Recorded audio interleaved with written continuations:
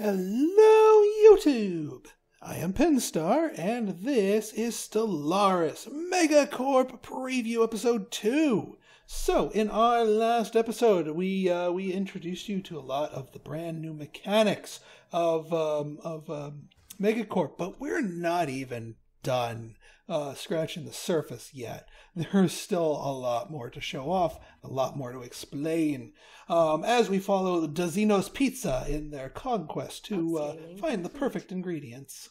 Potential market survey. These come back when you're more experienced, guys. All right, we've got that all settled. Let's get the last research station in our midst here. And we've got volatile motes. This is a new, so the way strategic resources work now is a bit different. Instead of it being a yes/no type of deal where, you either have them or you don't, they are now a resource to be mined and utilized, stockpiled and compiled. You actually stock them up. And they are used to pay for more advanced buildings. So we got ourselves some volatile motes. Now, we don't yet know how to mine volatile motes, so nothing we can do with that now, but at least we know we have it in our midst. Good. Ooh, and 2 units of volatile motes, too. Nice. So yeah, more trade value to be had there. And a tomb world. Where the heck is our arid worlds here? Dang it. You can actually set the number of pre-seeded guaranteed worlds that of your type that spawn near you. I just left that setting at the default 2. So we should have 2 arid worlds near us. Again with the challenging. No, not yet. We'll wait for you guys to get a little bit better at this whole thing. Now, let me explain trade a little bit here. We are going to want to expand outwards, even if this system is not terribly impressive. But let's hook this place up. So, building a star base not only costs you 100 alloys, but also the influence. But I mean, that's no different. That it still costs you influence the way it did before. So yeah, let's build that star base because I'm going to show you how trade works and how that's kind of harvested. Upscaling complete. All right, so our building has built itself here. Oh boy, traditions, hang on. Our building has built itself here. We've created 2 manager jobs. And they have been filled instantly. Now, does that mean we just grew 2 population? Nope. You see, somebody, we now have 18 workers and 19 jobs. One of the workers saw a job opening in the next strata, the next higher class, and they're like, see ya guys, I'm out of here. I'm being a manager. Somebody promoted me. I am now a manager. People will always, obviously, jump at the chance to fill jobs of a higher social tier. Now, if you get rid of one of these buildings and now need to re-employ, say, a specialist down into the worker class, they're going to wait it out in unemployment for a while before they bite their tongue and go back down. Promoting is instant. Demoting takes time and some unhappiness. And we're about to get our pop grown here, so they're going to take up our other job over here. And then we'll look to building our next thing to employ the next citizens. Now, we got our first tradition here. I'm not going to go through every single tree here, but what I am going to do is I'm going to go to the expansion tree here. This has been reworked a bit. It still gives us a colony development speed boost, and it gives you 1 additional district as a finisher, which is essentially gives your planet all of your planet sizes +1, which is nice. So yeah, we're going to start with that. These still work the same way. You use your unity to pay for traditions, and then once you unlock a whole thing, you get an ascension perk. Adaptable. Fair enough. All right, well, you'll be our anomaly researcher once you gain a couple more levels, dude. Market outlier identified. Yeah, let's not spend multiple years at one anomaly. I need you guys mapping this local area out. I need to know what's nearby. All right, let's see here. Oh yeah, policies. Actually, let's go to edicts here. A lot of these are new.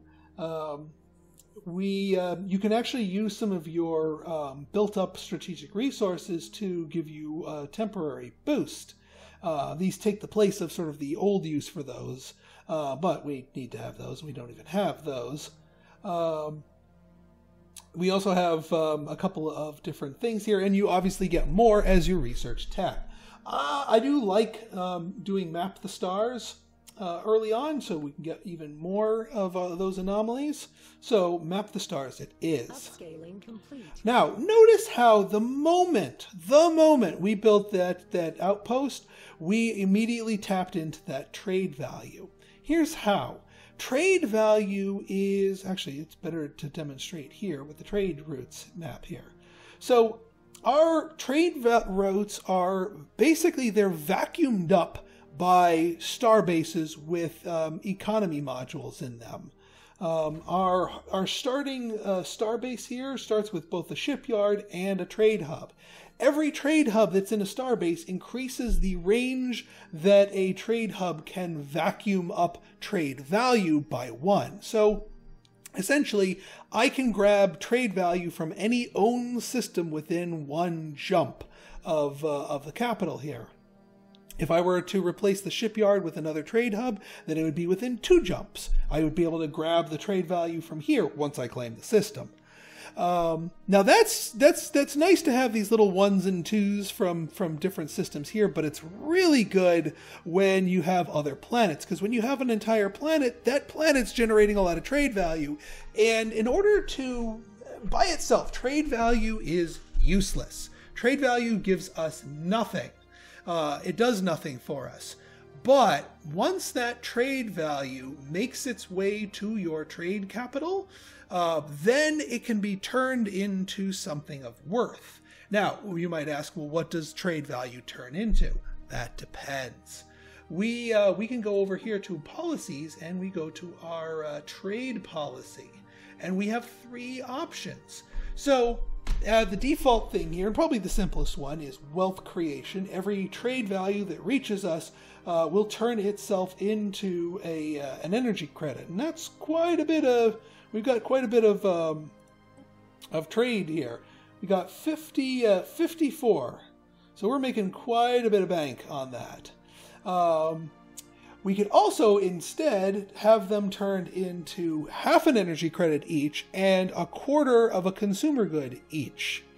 If you want to sort of flesh out your consumer goods there, and if you're not manufacturing a lot of them, or the marketplace of ideals, you can turn it into half an energy credit and some unity.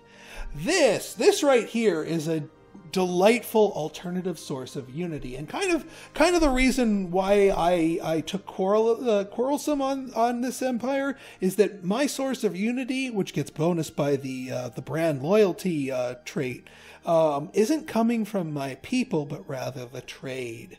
So we're going to switch over here to Marketplace of Ideals, and starting next month, my Unity production will go way up and my energy will go way down.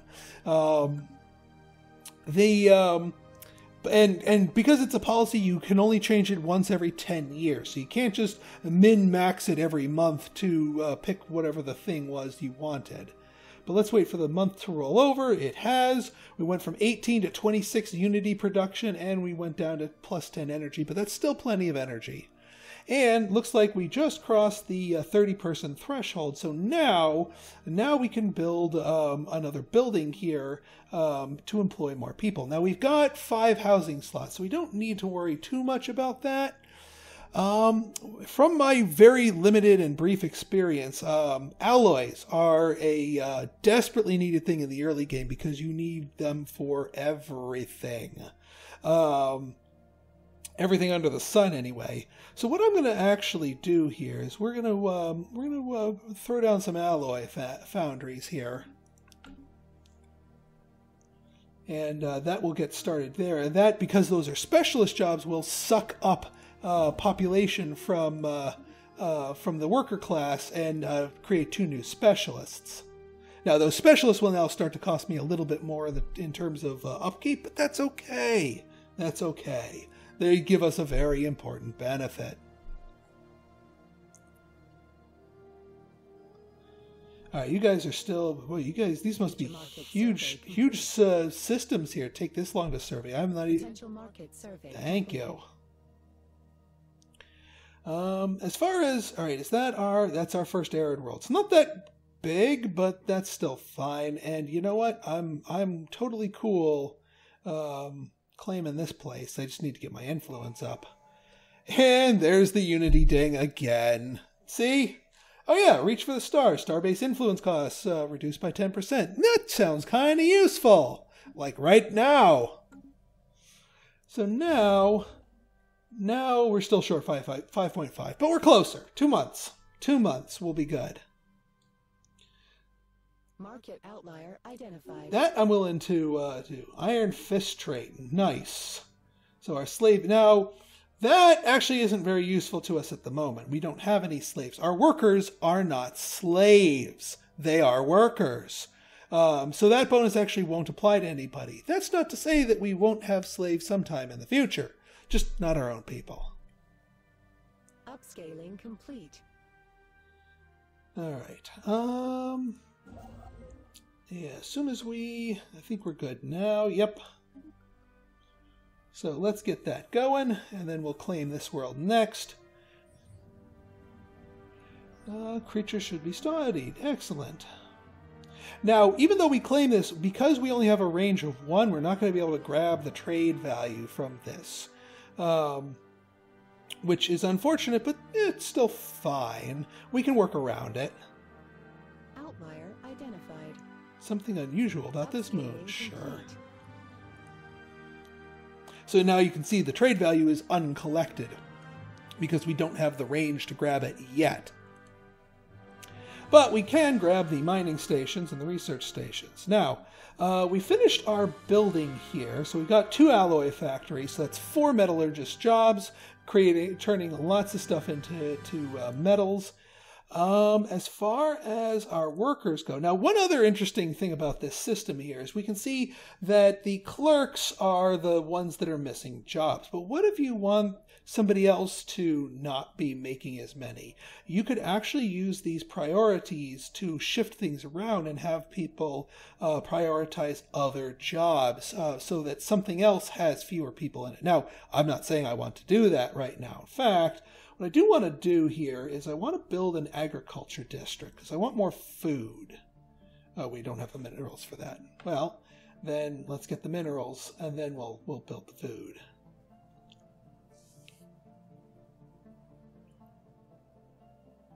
Yeah, more trade value over there.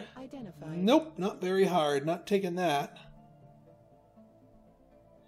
Another change in the system here is the empire size. So this has replaced your core system limit. The game doesn't actually care how many different systems you settle or planets or whatnot. It actually counts everything separately. So districts, systems, and colonies all count things. So having really huge planets can stretch your empire size pretty wide as well. And again, because we are a Megacorp, we want to try to avoid going over the cap because our over the cap penalty is much sharper than someone else. But we still have room. Our empire size is only 17 and our current cap is 60.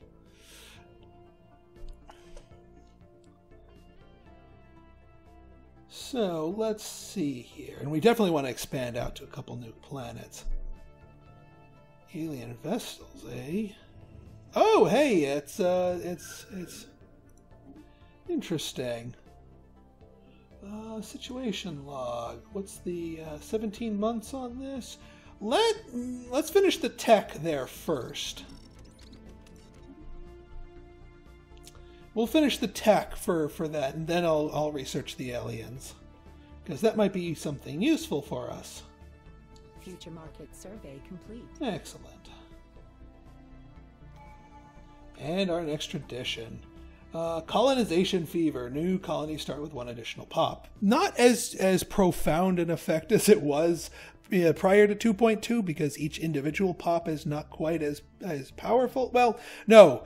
Everything's just been upscaled, so they're just as powerful, but in relation to the numbers that you're going to be dealing with in later to mid to late game, it's not as huge. But it's still good to get a leg up on it, so we're definitely taking that. And speaking of, we can start building our first colony ship here. Now, interesting thing about the new colony ship, it doesn't cost 300 minerals, no. 200 food, 200 alloys, and 200 consumer goods. You need all of those in order to make a colony ship. Luckily, we have all those. And you can pick colonists which species, in the case if you have a world with multiple species. We'll have that in a few months. Upscaling complete. And there's a bigger arid world right next to us. Well, we'll get to that in a minute. Yeah,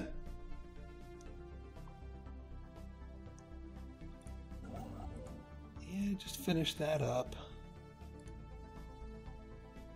And then build us an outpost. We'll start with this one, and then we'll go to this one. We're going to do both of them.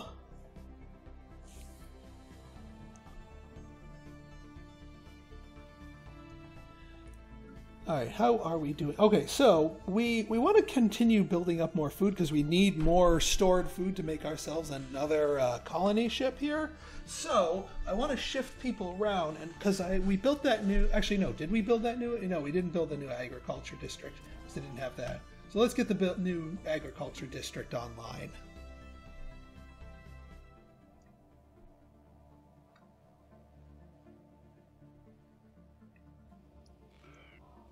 Zeracorp. Oh. Hi, Zeracorp. Now, these guys are nice, but they're not as Outlier identified. I want to say attractive because the galactic market is out there, and that's a thing. But we could always trade stuff with them.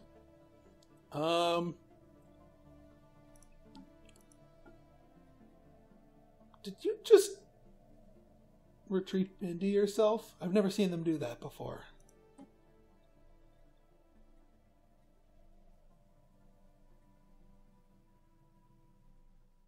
Huh. Never actually talked to them before. We are just strategic. Oh, so since you can get the basics on the markets, you can now buy your rarer ones from them. Interesting. Interesting. So we could buy that for, well, nah, no deal. So it's not just the basics, because the galactic market is what you really use to trade the basics from. Now the galactic market, you can trade with your, basically with yourself, but it's very inefficient. You know, if we were to buy that, you can see what you can get for it. But it's, again, not very efficient. But we can still... All right. Research actualized. Oh, excellent. Yeah, pop growth speed. Thank you very much. And actually, yeah. Oh, yeah. I guess they researched us. Oh, you're already building that. Fine. Get on over. Upscaling complete. Future market survey complete. Yeah, we'll take it easy. Upscaling complete. All right, you do the mining stations. You, my friend, colonize that planet. I'll be renaming some stuff after my name and game Patreon subscribers. You'll see that appear in the next episode. All right, extra minerals there. Good. Oh, you're idle now, huh? Well, can't have that. Let's keep exploring, my friend. Why don't you go on up here and see what this little outlier is?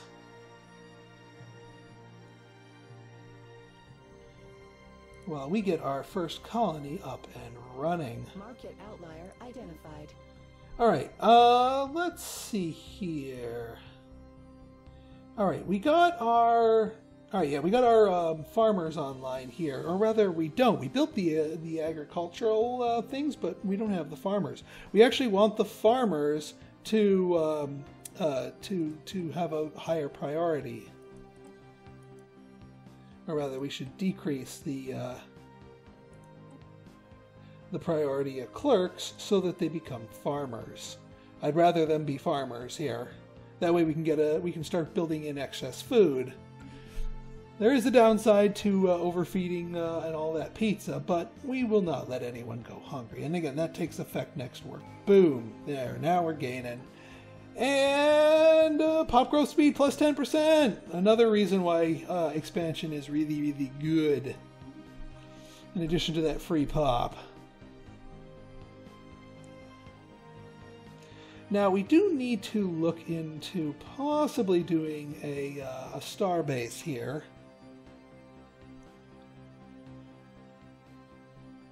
Colonial enterprise upsizing. There we go. We got our colony. Upscaling complete. Interesting. It actually made a new sector? Usually they won't start doing the new sectors until you're a little bit more spread out, but whatevs. We will be able to take control of this once it finishes growing.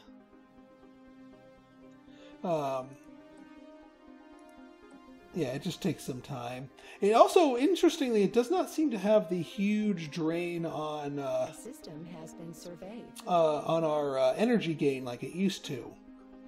So you can spread a little bit more aggressively with the empire size being kind of your limiting factor rather than your energy.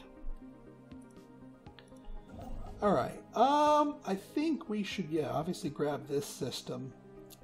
And we'll make considerations to expand our trade network or our star bases in another means. I just kind of need to get a better lay of the land, if you will. Whoa! Well, double prizes, but they're not my flavor. Perhaps another time. All right, folks. So. When we next pick up, we'll have our colony up and running and continue from there. Once again, if you guys have any questions, leave them in the comments. I'll be happy to answer them. And if you obviously if you like this episode and you want to see more like it, hit that like button, that subscribe button, and leave me a comment, good, bad, or indifferent. Your feedback's always welcome. So until next time. This has been Pinstar signing out. See ya!